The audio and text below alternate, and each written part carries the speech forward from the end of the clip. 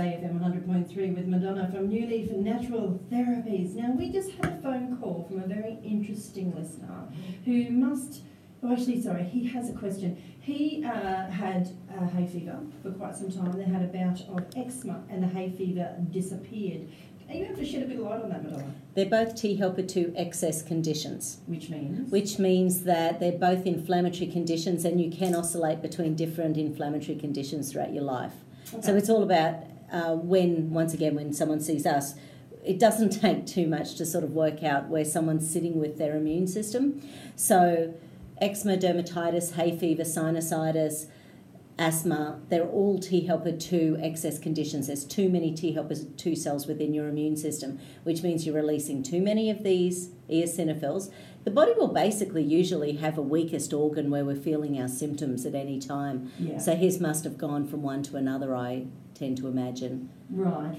So they're two different conditions that when you've got those kind of conditions, you can bounce to and from. But they're driven by the same underlying immune system problem. Okay, so we're not saying that you have a major issue, just as we develop, and like I have told you just before, we're the human beings, we're still evolving, believe it or not. So what was working for us 20 years ago might not necessarily be working as good now, but we've improved. So it's the same thing with us. We, as human beings, can go from one condition to another and back and forth, depending on what we're doing, depending on who we are, how our bodies are handling it. Yeah, that's right.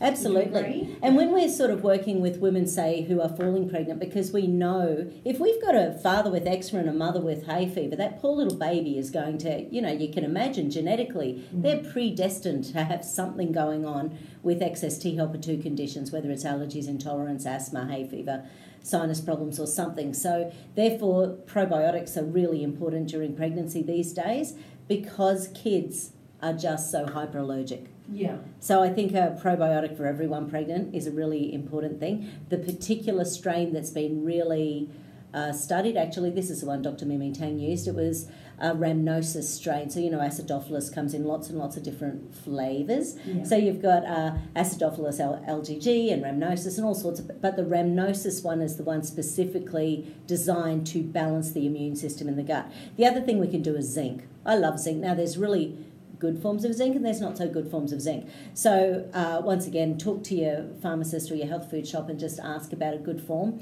But basically, zinc is something that helps on all 3 layers of your immune system. It helps to suppress T helper 2 cells in big enough doses. It helps to boost your T helper 1 cells, which are low when we've got excess T helper 2 conditions, and it also has a modulating effect on the immune system within the gut. So zinc is a really simple, easy thing we can do. And a lot of good zinc supplements will have things like vitamins A, C, E as well. So, like Blackmore's have got like a zinc ace and, there's lots of them out there.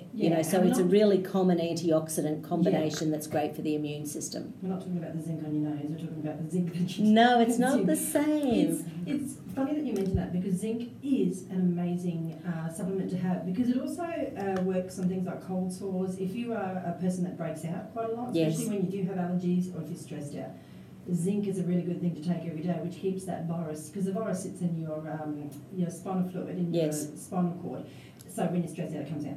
So zinc works for also these particular conditions as well. So it's an amazing little... And there are brands like Metagenics, for example, that have liquid zinc. So if you do get cold sores, and you can dab your zinc on your cold sore or on your eczema, so that you can... Because zinc really helps with the proliferation of new cells. So when you're wanting something to heal quickly, as well as boost the localised immunity, zinc's great. So I guess really regardless of what allergy you might be, what reaction you might be having, depending on what it is, now, you also look at your lifestyle. Make sure you're balanced a bit better health-wise. There's 2 things to keep in mind with zinc, just really quickly. One of them is if it makes you feel sick in the tummy, there can be 2 reasons. There are dodgy forms of zinc, like zinc sulfate, that in big doses will make you feel nauseous. Yeah. So if you're taking, and this is where, knowing a good form like zinc citrate or, so there's some really nice forms of zinc.